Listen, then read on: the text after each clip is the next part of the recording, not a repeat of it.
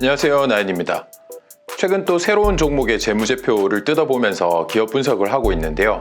20개 분기 이상의 보고서를 모두 열어보고 엑셀로 정리하다 보니까 시간이 좀 오래 걸리고 있습니다. 혹시나 기다려주고 계신 우리 쩐주님들께서 심심하실까봐 오늘은 좋은 기업의 요건에 대해서 소개해드리도록 하겠습니다. 이전 투자 공부 영상에서 기업은 이익을 내는 집단이라고 말씀드렸습니다. 그만큼 주식시장에서는 기업의 이익을 제일 큰 가치로 평가하고 있는데요. 아마 PER 밸류에이션이 가장 대중적으로 활용되는 이유도 이 때문일 것 같습니다. 기업은 재화나 서비스를 팔아서 돈을 버는데요. 이러한 기업 활동의 가장 기본이 되는 요소가 PQC입니다. Price, Quantity, Cost의 약자인데요. 기업이 판매하고 있는 재화나 서비스의 가격, 수량, 비용에 따라서 기업의 이익은 변하게 됩니다. 당연히 P와 Q는 높아지고 코스트는 낮아져야 많은 이익이 남겠죠. 이번 시간에는 프라이스와 퀀티티를 높일 수 있는 기업, 그리고 코스트를 낮출 수 있는 기업에 대해서 알아보도록 하겠습니다.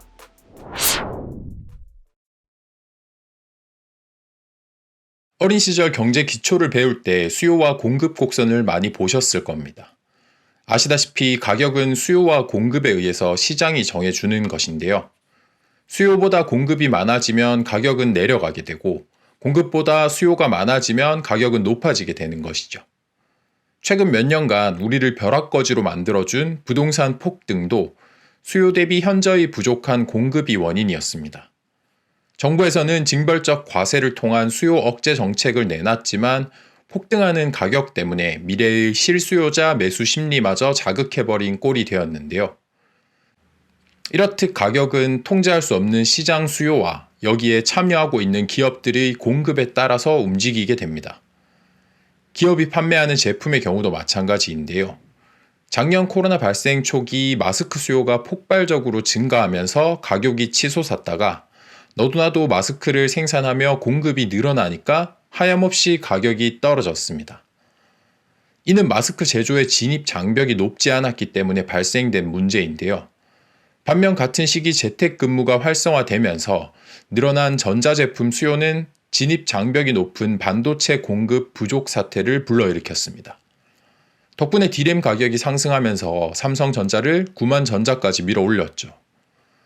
공급을 통제할 수 있는 독점 기업이나 타사에서 따라올 수 없는 제품 경쟁력을 가진 기업이 좋은 기업이라 할 수 있겠습니다. 진입 장벽이 높다는 것은 다른 말로 경제적 해자가 있다고도 합니다. 해자는 옛 성벽 둘레 땅을 파서 만든 호수 같은 것을 의미하는데요.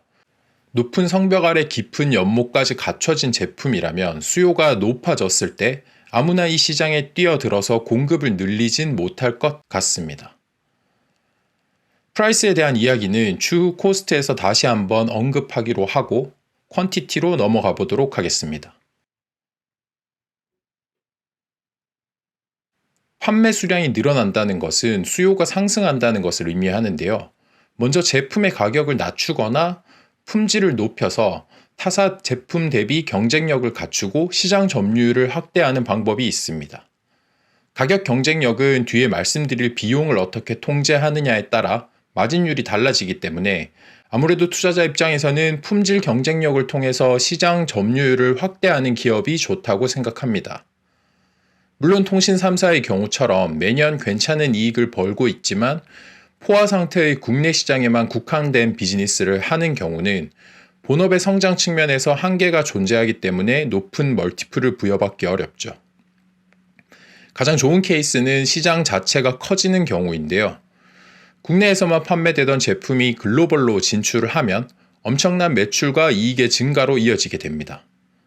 대표적인 예시가 2014년, 15년에 K-뷰티 열풍을 일으켰던 화장품 업종과 작년부터 올해까지 이어지고 있는 전기차 2차전지 섹터라고 볼 수 있습니다.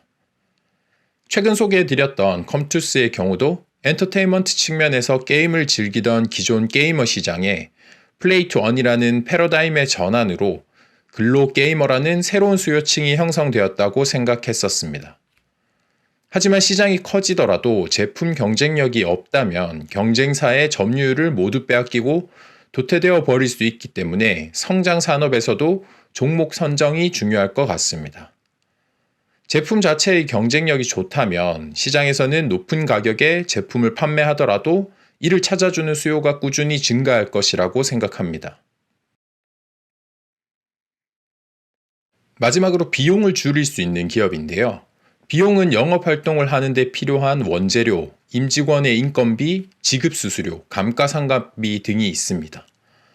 비용을 살펴볼 때 가장 먼저 해야 할 것은 방금 예로 든 항목처럼 영업활동을 하는 동안 꾸준하게 발생되는 것인지 아니면 공장 증설이나 과태료 혹은 대규모 인원 감축으로 지급되는 퇴직금처럼 일시적으로 발생된 비용인지를 구분할 필요가 있겠습니다.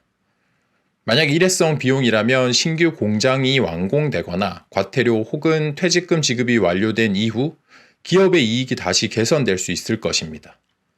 그리고 매년 혹은 분기 단위로 꾸준히 발생되는 비용은 크게 고정비와 변동비로 나뉘는데요.